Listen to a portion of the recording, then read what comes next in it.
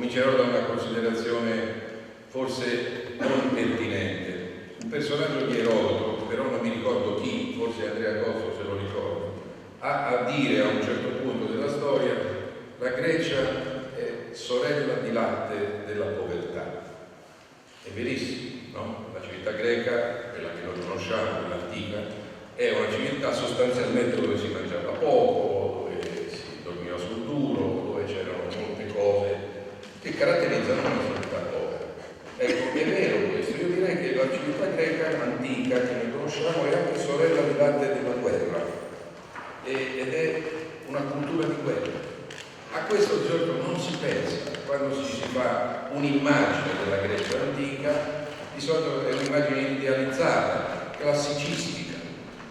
Chi sono questi greci che noi ricordiamo?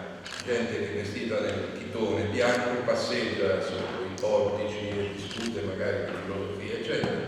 Era normalmente una città in guerra, Atene, come tutte le città. Non si dichiarava guerra tra una città e l'altra, perché la guerra era la regola endemica. Ogni tanto si dichiarava non una pace, una tregua. Si diceva, per 10 anni noi non ci combatteremo. Dura minga, dopo 2 mesi, 3 mesi si ricominciava, però al massimo era questo. Quindi è una civiltà costruita su questo. La letteratura greca, quella che noi studiamo nei licei, i poeti tragici, Aristofane, i poeti comici, tutti questi vivono e operano in una città permanentemente in guerra, che ogni anno celebra i caduti in guerra con una cerimonia di cui alcuni esempi sono rimasti famosi nella storia. Comunque questa è la condizione normale in cui vive questo. Ecco, la Grecia non ha questa reputazione. Roma sì. Io lo capisco, io ho studiato il latino ai licei nella vecchia scuola media e ricordo che il 90% delle versioni o degli esercizi di traduzione che facevamo riguardavano le cose di guerra. Cesare partì, formato l'accampamento, anche quando dovevamo studiare l'armativo assoluto, le regole della Costituzione, tutti gli esempi andati dalla vita militare. Roma ha la fondata reputazione di essere una civiltà guerresca. La Grecia no, ma la Grecia vive immersa in guerra, continuamente.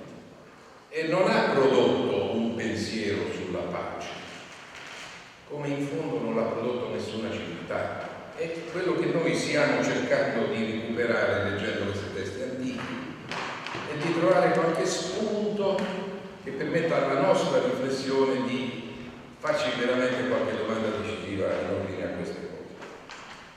Un'ultima cosa che riguarda il tema di questa sera. Questa mattina io ho detto qualche cosa, si è detto qualcosa in generale sull'Iliade, che riguarda ciò che accade prima della caduta di Troia. Stasera vedremo quello che accade mentre cade Troia. Che cosa succede quando Troia viene presa e bruciata?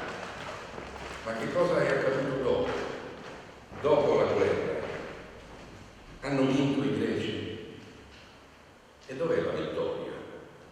Per usare una citazione famosa.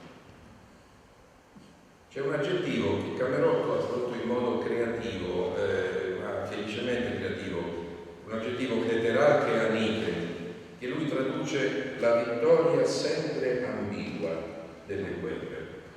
Sì, effettivamente la vittoria è più o meno sempre ambigua, perché anche chi vince ci rimette molto. Ma gli Achei hanno vinto la guerra di Troia? Beh, non stabiliscono un regno sulla Troia. La città non viene presa, viene distrutta. E dopo che è stata distrutta se ne vanno a casa.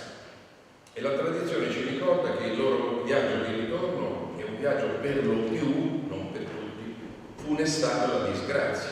Chi muore durante il viaggio, chi muore appena arrivato a casa, chi come Idomeneus appena arrivato a casa si trova davanti questo oracolo, dice devi uccidere la prima persona che incontri e del tuo figlio, chi come Agamennone torna a casa trova la moglie che, anzi, trova uno che lo ha spodestato e la moglie che diventa l'adultera amante di questo qui. C'è chi deve fare un sacco di peripezie per tornare a casa, c'è Ulisse che passa 10 anni a peregrinare per il mare. Non sembra che questo ritorno abbia portato molto bene agli Achei. E questo secondo me è una cosa su cui riflettere alla fine. sappiamo che la poesia eroica non celebra necessariamente dei vincitori. L'eroe non viene premiato dal successo, l'eroe viene cantato perché ha compiuto quanto poteva e in fondo è forse più ammirevole quello che cade di quello che sopravvive. E così nelle tradizioni epiche della poesia eroica, non solo, non si cantano soltanto le imprese vittoriose. La tradizione orale più ricca che esiste, che è quella jugoslava, ha vari cicli, almeno 5 o 6 diversi cicli attorno ai quali la tradizione epica si è sviluppata, e uno dei più ricchi è il ciclo che è nato intorno alla battaglia del Kosovo. È una battaglia del 1389, che i serbi perdono, i cristiani, cioè perdono con i musulmani. Quella terra è tuttora contesa tra Serbia e Kosovo, repubblica costituitasi da pochi anni e non da tutti riconosciuta.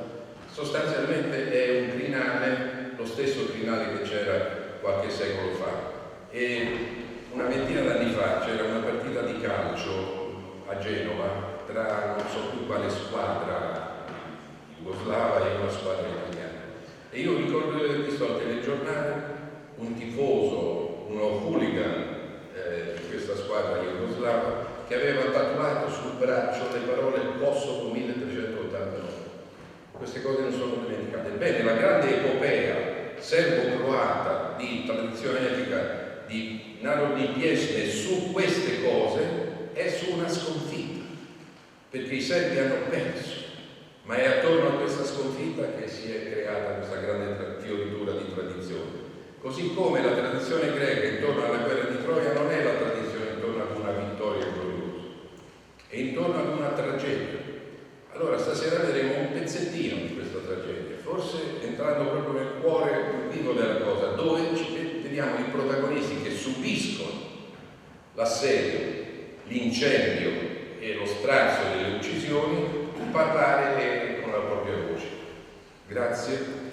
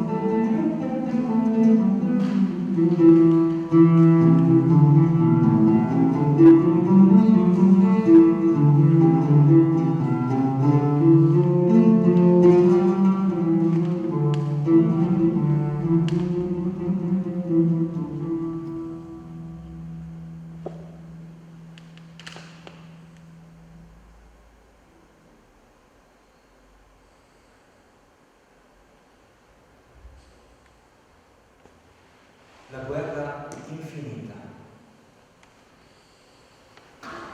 10 anni di lutti e sofferenze, insopportabili per i troiani e insopportabili per gli Achei, insostenibile anche soltanto l'idea. È la guerra che nessuno vuole più, ma che nessuno vuole interrompere. La prima parola è fine, terra, la fine della guerra di Troia. Il racconto è l'ultimo del mondo antico, quello di Trifiodoro, ma la questione logica e narrativa è antichissima. C'è bisogno di un'altra soluzione, di una risposta altra, differente. Le vie della guerra, a quanto pare, non conducono da nessuna parte. Non c'è mai un risultato. Rimane solo l'inganno, il logos, il logos, la metis. Brutte parole. Il valore non conta più. Forse non c'è mai stato. È la potenza dell'assurdo. 10 anni sono troppi anche per gli dei. Perfino Ennio, la dea della guerra più spietata, è diventata vecchia. Viene su una traccia omerica che passa attraverso 12 secoli di racconti e di formule la consunzione, il logoramento, nella forma spettacolare di un catalogo tra gli uomini e le armi, l'orgoglio degli eroi, l'atria lucido, dalle parate e il lampo della battaglia. Qualcosa di orrendo. Le armi perfette, il bagliore del bronzo, le bellissime decorazioni, le armi mai sazie di guerra sono ormai spuntate, decrepite, inservibili. È la guerra che non funziona più, che non può funzionare. Certo, non può finire così. Troia deve cadere.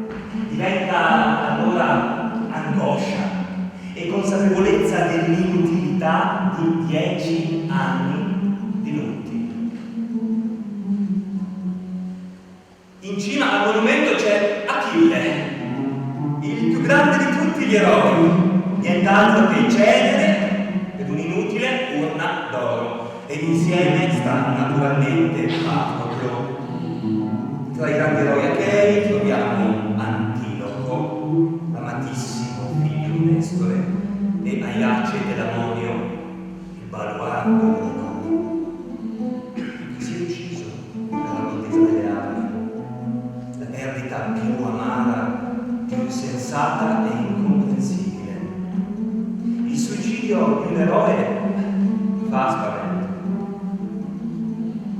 E poi va detto, le armi di Achille spettavano. È il dolore, il vuoto, come nel catalogo della memoria di Nestore, il padre che trattiene le lacrime davanti a Telemaco molti anni dopo, in patria, a Pilo. Sono questi i segni che rimangono per sempre, che non si dimenticano più. Il dolore non guarisce mai. Dall'altra parte del fronte, dentro le mura della città, i troiani piangono, l'orrore dell'Aetia, l'oltraggio del cadavere trascinato nella polvere, vergogna anche per i vincitori. Sono archetipi epici per ogni tempo, ma lunga è la serie degli alleati caduti in difesa della città. Sarpedone, Reso, Memnone e infine l'Amazzone e Pentesilea. La generosità, il coraggio e il valore sono i soccorritori che ogni volta hanno rinnovato la speranza e ogni volta le speranze sono andate perdute. Per ognuno c'è una storia, comunque è eroico, ma non basta.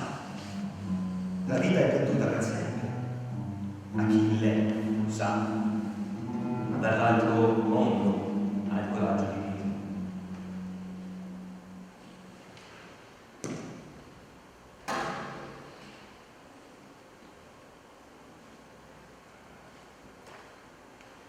Il cavallo è tutto. Il cavallo di legno, il cavallo con le ruote. Da qui comincia la Persis, la fine di Troia. La volontà è quella di Atena, l'architetto è Epeo, che si mette all'opera. Epeios e Poiesen. Non serve altro. Proprio come dice il canto di Antico, l'anno di Demodoro. Il cavallo è subito eroico, mostruoso, gigantesco, attributi impressionanti, ancora meglio, è fatto per essere sacro, inviolabile, pronto per essere ammirato, per diventare l'orgoglio di tutta la città, sì, di tutti i troiani.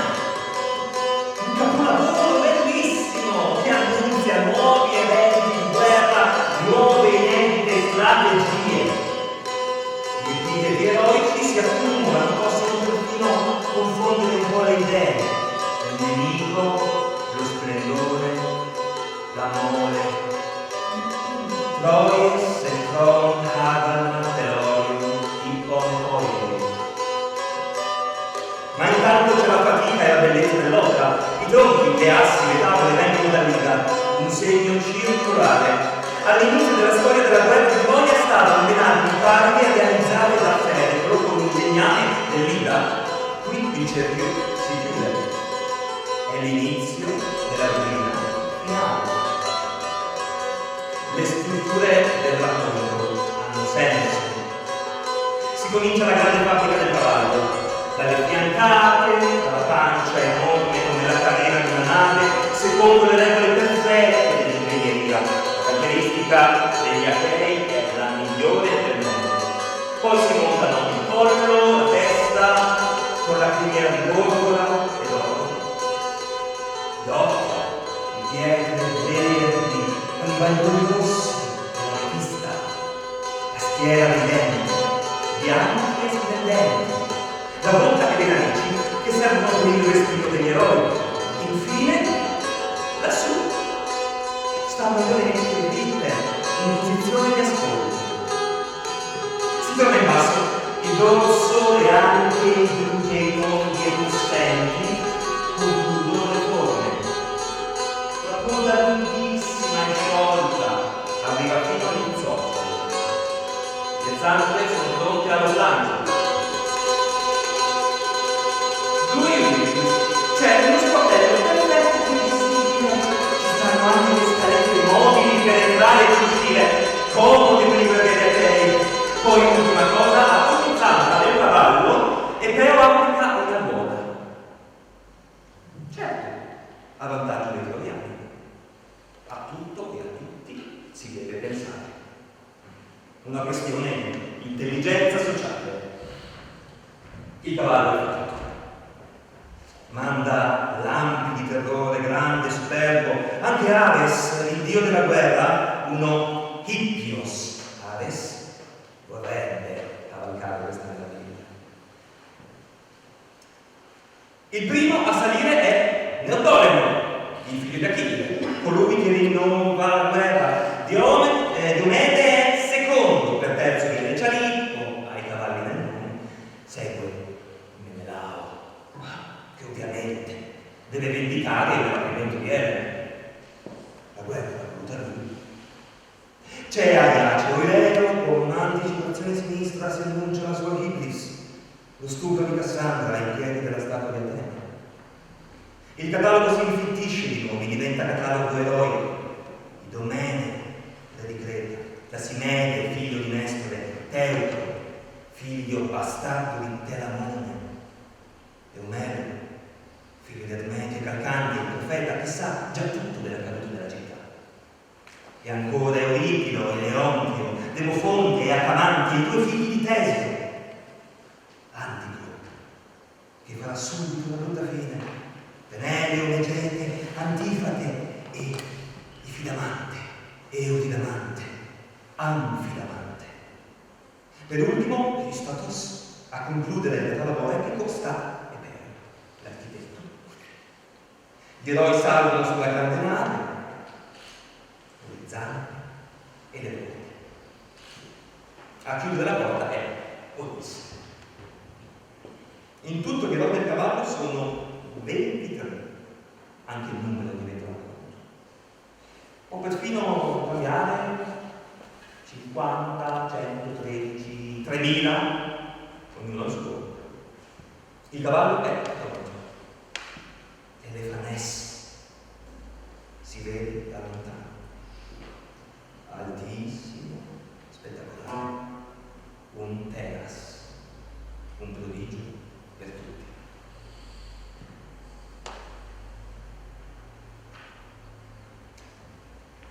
È mattino. La fame reca la buona novella della fuga degli Achei. Le 1000 navi non ci sono più. Il nemico se n'è andato. La guerra è finita. L'effetto è immediato, straordinario, anche se rimane qualche incertezza. È all'improvviso cambiata la storia.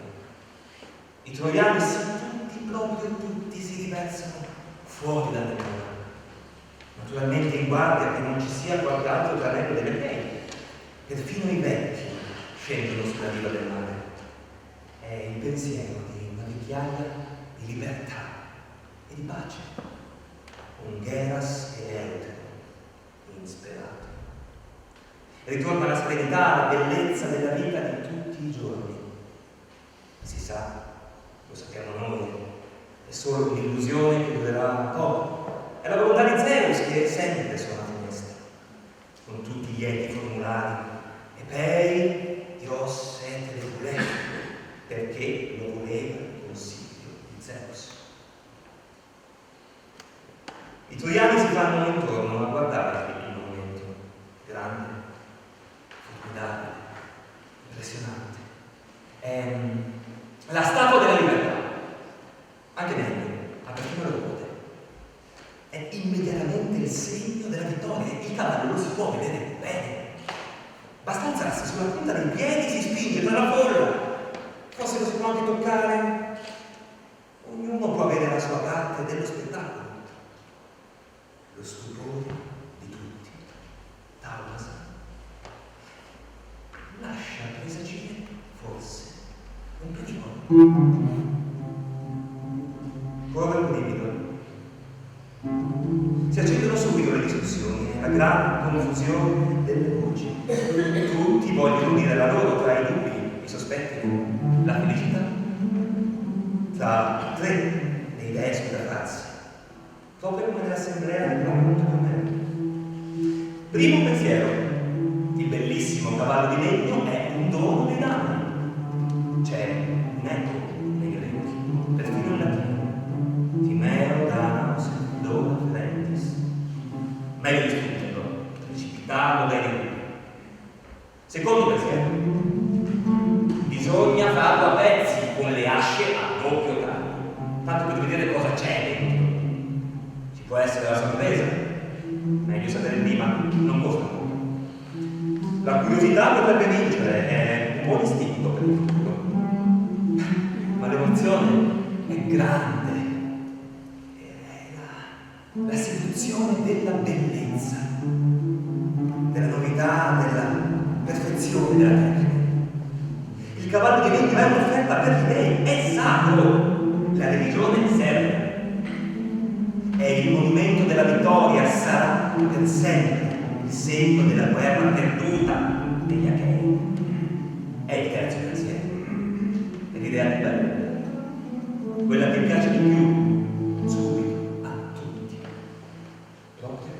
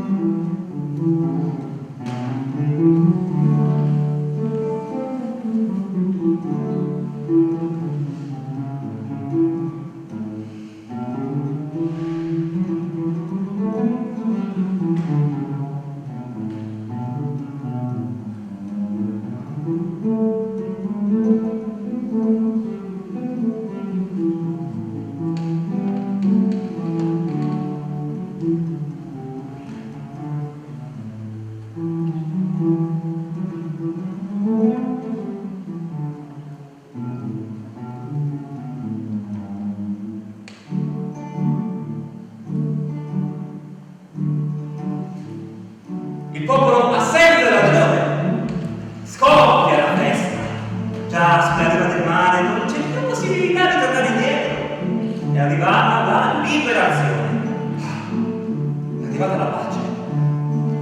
Tutti i troiani partecipano, entusiasti, felici. Va in scena la grande azione collettiva. Corre il cavallo verso la città, corre il cavallo verso le mura, vola, vola verso le torri. Fuori testo, i Dada non capiscono. Alle porte di Troia, qui c'è un problema. Le porte sono troppo strette per far passare il cavallo, immenso come una montagna. Gli dei, quelli dei nemici, ci sono tutti. Hera spiana la via, Posidone scardina gli stipiti delle porte col tridente, altrimenti, lo dice Virgilio, succede quello che non si dovrebbe mai fare. Le mura di Troia sono altissime, invincibili, sono la corona e il simbolo della città, le hanno fatte gli dei. Non c'è possibilità per i nemici. Ilio è imprendibile. Ecco, per far entrare il cavallo sacro della libertà, i troiani aprono una breccia sulle mura. Proprio così sono i troiani che abbattono la mura. Lo si comprende bene, è l'inizio della fine.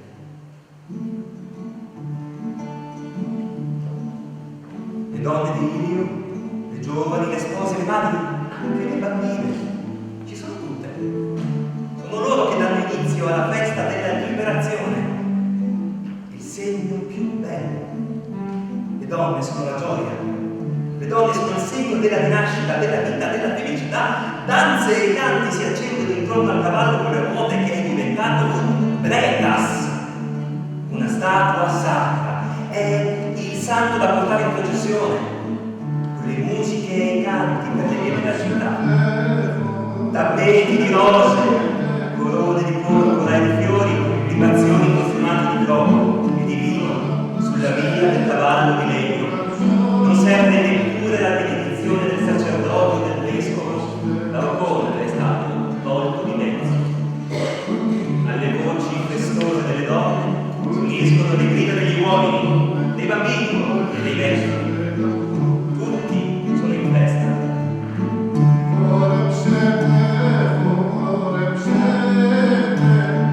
Apus,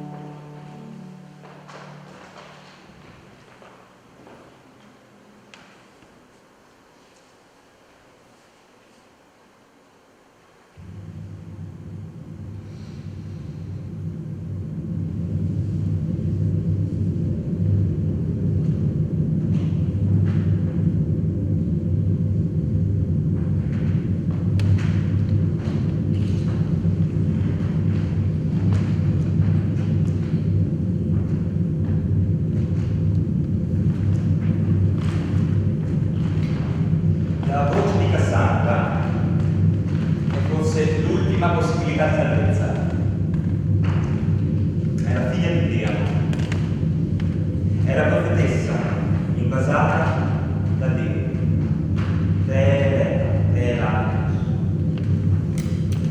Cassandra corre indemoniata, agita il sacco all'oro di Apollo come se fosse un tirso. Risuonano le urla folli per tutta la città. Libere, Patmos e Ross, l'ha abbandonata al suo pudore di ragazza. Grida le sue profezie impossibili, tutti i codici si contaminano e le parole lasciano intravedere la verità, l'orrore che si prepara. Bisognerebbe forse saper ascoltare.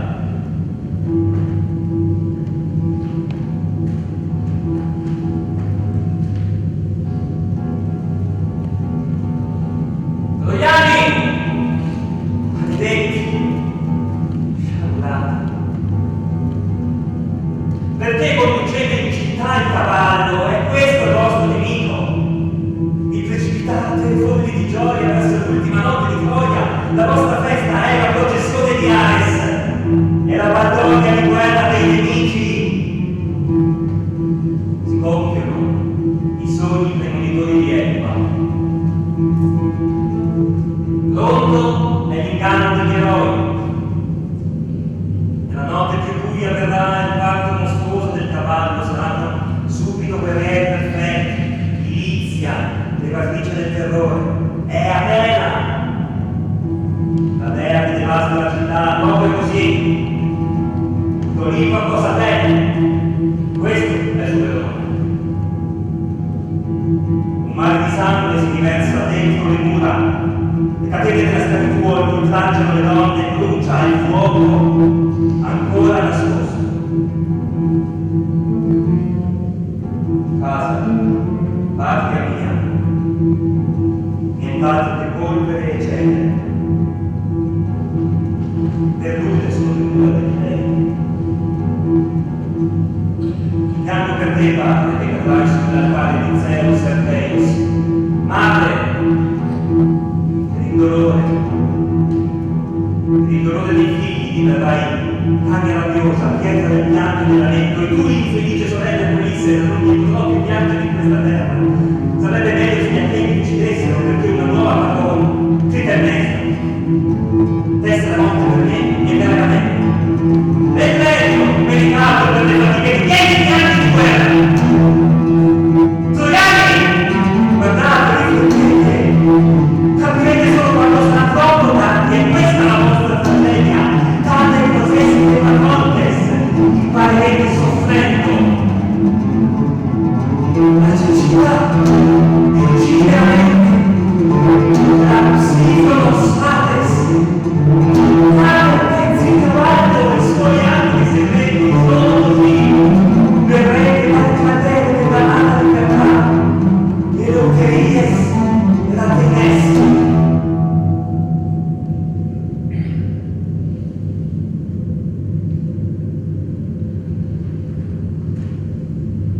Non ci sono possibilità. Alle parole piene di Cassandra nessuno può credere. Questo è il duplice dono del Pirapollo. Decide tutto la risposta di Priamo. Il re, il padre, il dolcissimo re, il dolcissimo padre. La parola vale per tutta la città. Il destino di Troia sta nella volontà del popolo intero. È così che si decide.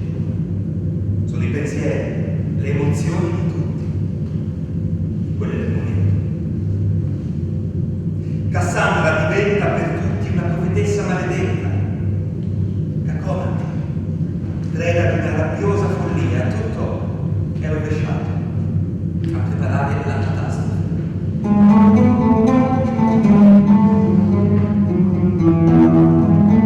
Qui adesso il tempo della festa è il giorno della liberazione. Zeus ha disperso gli achei, tacciano le armi. Basta con la guerra, no? Musiche e canti, non più pianti di donne. La terra vuole, la terra protettrice della città. Più cosa? La dea che accoglie il cavallo di legno. Cassandra, uccello del malaugurio, parla di ora con le tue profezie. A Troia noi non abbiamo più paura. Il padre ordina il rifiuto della profetessa.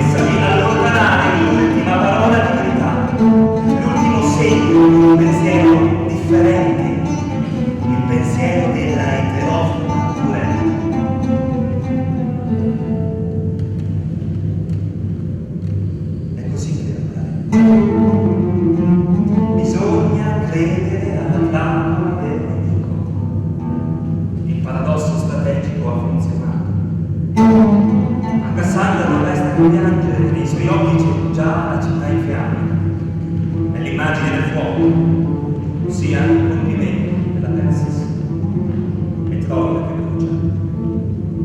Patridos Aetones.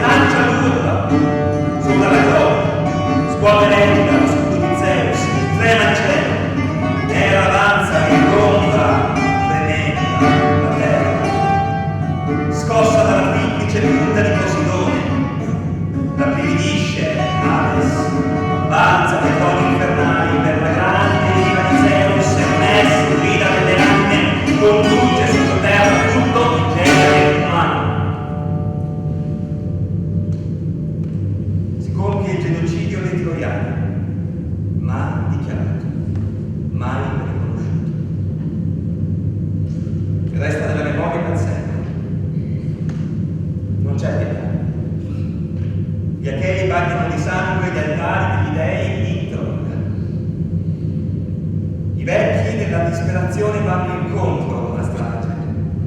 Sono il segno della storia, sì, i vecchi. Sono la felicità e la memoria della città. Si levano inutili suppliche, inutili sono i gesti che chiedono ancora la vita. Ecco, la pietà, l'umanità, non esiste più. Viene la strage degli innocenti, è l'orrore del Pitos di Mykonos, ostentato, infame. I grandi guerrieri achei, gli eroi dalle belle armi, trucidano i bambini infanti. Sono le azioni più terribili e nefande. Ritorna la formula epica dei nervi a Tecna, illustra la violenza della catastrofe. È vero, è la grande gloria degli achei, l'uccisione dei bambini tra le braccia delle navi. È giusto, devono pagare per colpa dei padri. È il segno della violenza disumana. L'aichia, l'oltraggio, lo strazio dei corpi è il segno della violenza disumana. Vendetta finalmente è fatta. Ovunque tra la polvere, le macerie e i cadaveri abbandonati diventano il pasto momento dei cani e degli uccelli, secondo le formule più antiche. Il miasma del banchetto del sangue, gli affetti di tutti i giorni si mescolano alla ferocia dell'olocausto. Tutto si contamina, si mangia, si corrompe.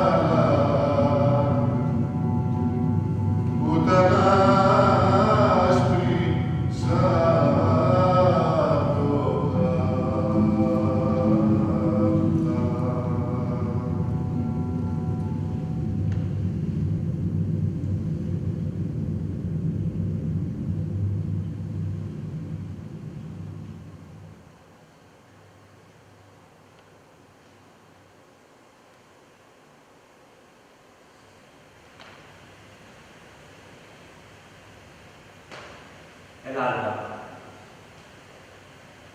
Fui io.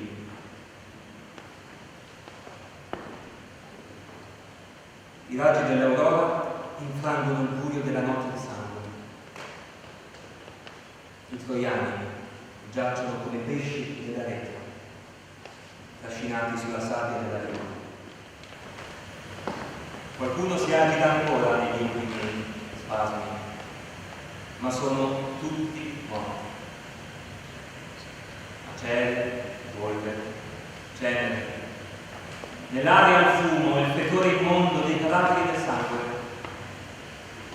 I vincitori depredano le case, i palazzi, scuotono i templi, ammassano il bottino, portano via a preda di guerra donne e bambini.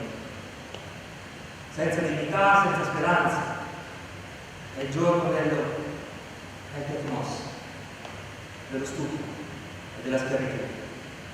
È l'epico Giulio Emma, Epica, Andromeda, Cassandra. Sono solo i simboli.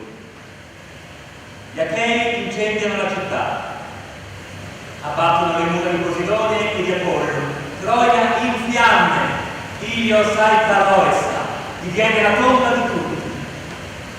Il fuoco della Persis, il fuoco Ptoliporton. Davanti a questo epiteto non c'è scampo, non c'è salvezza. Forse qualche prossimo era riuscito a fuggire, ma addosso un dolore infame che non si può raccontare. Resta solo il sacrificio di Polissena sulla tomba del Tigre e l'onore degli eroi, l'ultimo bel gesto, l'ultima infamia necessaria, e poi basta, perché cantano sulle mille navi e non le schiave in coda, sì, i resti, gli ori, la ricchezza dell'Oriente, salvano la Troia, grandi eroi, finalmente hanno compiuto l'impresa. Oro, Erede, Acaio, è l'ultimo verso.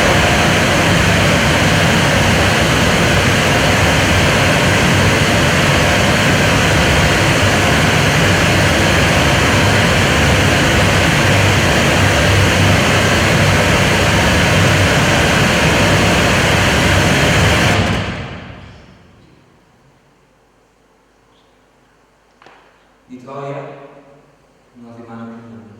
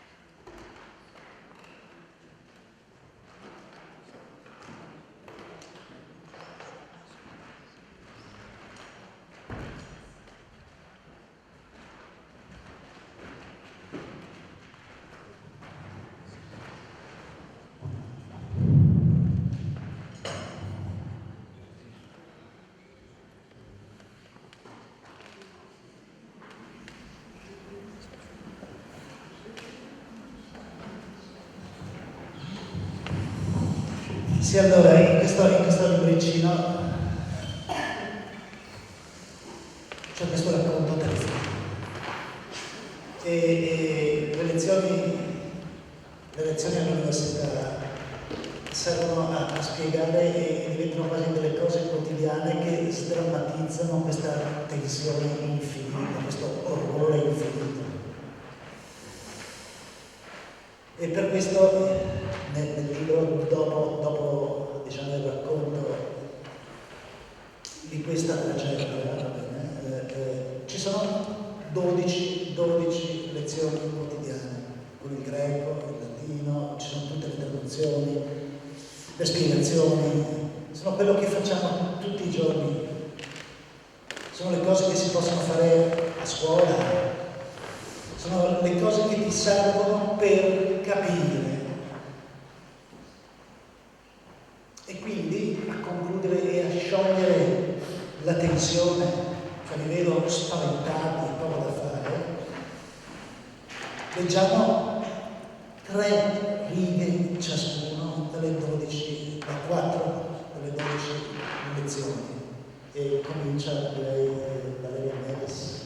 4 righe e un micro commento e poi rimandiamo a casa a non dormire. Potete fare delle domande dopo.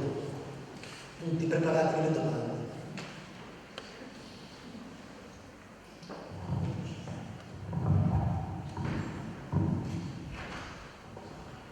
Dalla prima lezione, la fine della guerra che non finisce mai.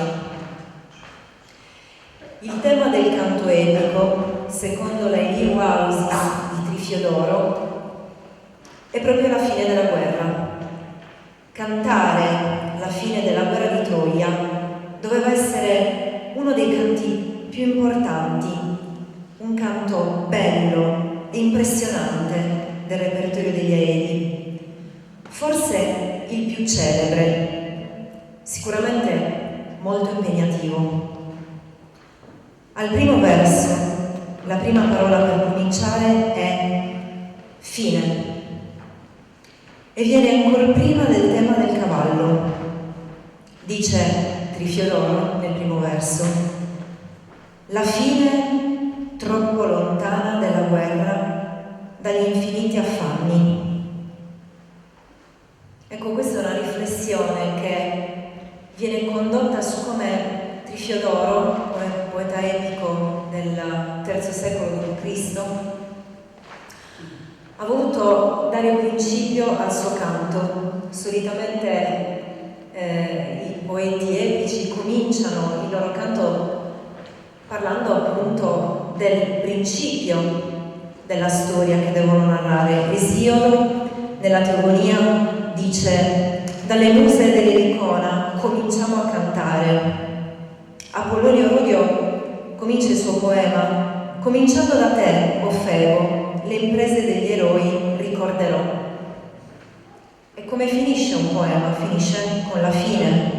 Apollonio Rodio dice: eccomi giunto al termine illustre delle vostre fatiche.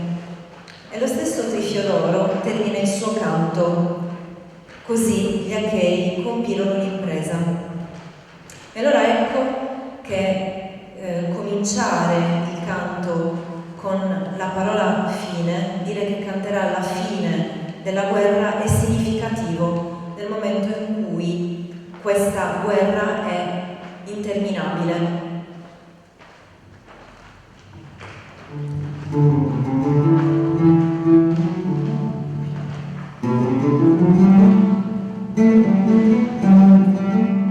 Leggo un passo dalla 6ª lezione, il paradosso strategico. Intorno al cavallo, intanto, è il momento dello stupore. Trifiodoro, versi 247 seguenti. Hoido pedecneentos, idonne masaion limpu, taumasa. Ed essi, come videro l'amore perfetta dello splendido cavallo, rimasero stupefatti. È la prima reazione istintiva. I troiani è così che cadono nella trappola e cedono alla seduzione del cavallo, proprio a cominciare dallo stupore per la sua bellezza, unendovi anche superstizione e illusioni. Era tutto nel progetto, è la costruzione, pezzo dopo pezzo, del paradosso strategico. Bisogna saper interpretare e prevedere la reazione del nemico per fargli fare quello che non si deve fare. Il nemico si deve rovinare con le proprie mani. E questo è un punto interessante, perché lo stratagemma del cavallo funziona nella misura in cui sono i troiani stessi ad accettarlo e ad accoglierlo entro le loro mura. I troiani vengono sedotti dalla bellezza del cavallo, che è Euxon, è un manufatto artistico, un capolavoro artistico, e quella seduzione della bellezza, unita appunto all'idea dell'inviolabilità dell'opera d'arte e anche del manufatto religioso, spinge i troiani in assemblea a contribuire alla loro stessa fine. I troiani accolgono con responsabilità collettiva la loro stessa rovina e la portano dentro la città. Quello che appunto i troiani non capiscono è che dietro la bellezza del cavallo ci stanno epiteti ben più pesanti e ben più duri, e sono tutti epiteti che hanno a che fare con Ares, con la guerra e con la strage.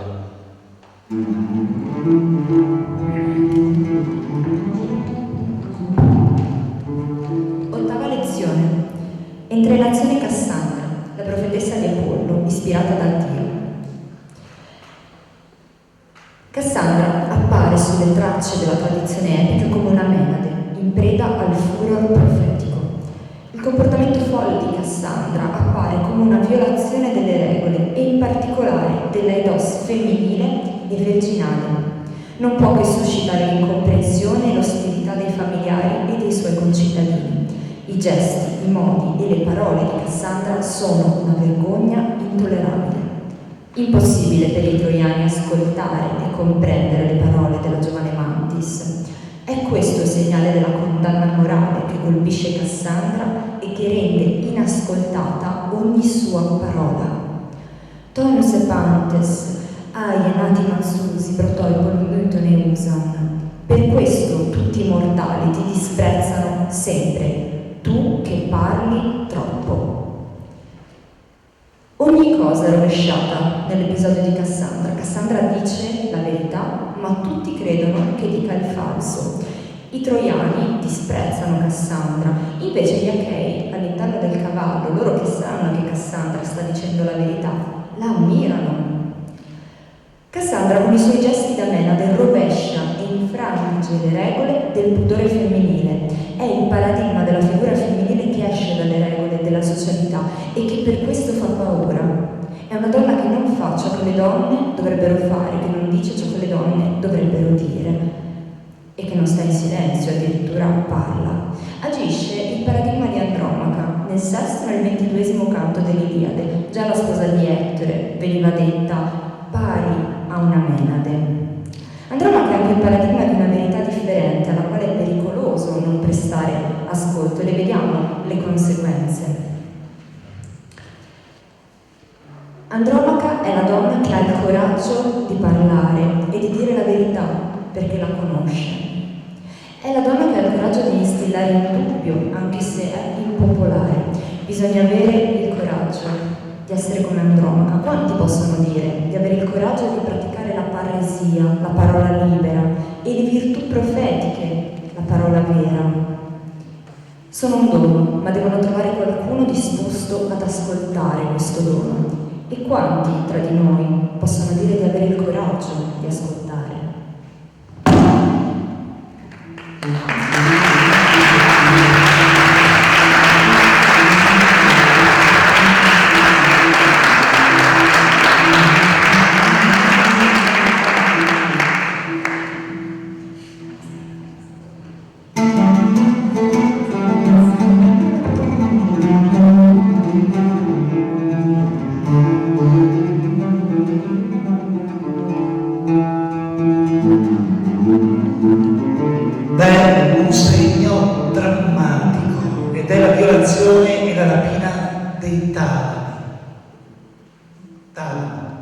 Quando uno legge il testo di Omero o il testo di Virgilio non capisce, cioè Talamo è la stanza nuziale, è la stanza più nascosta nella casa,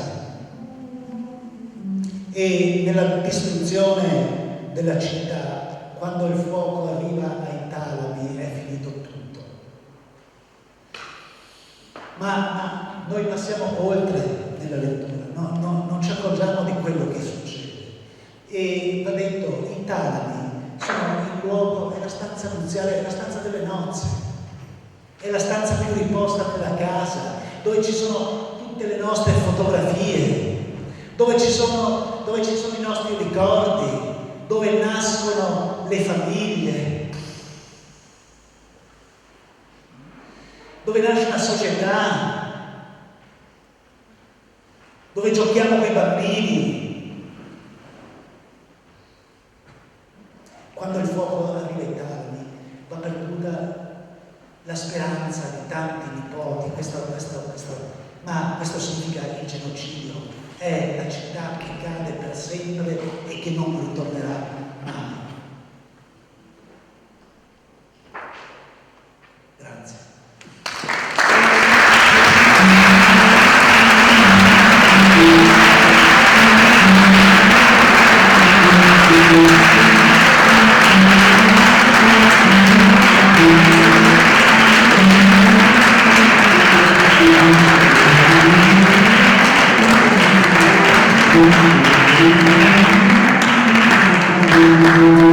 Thank you.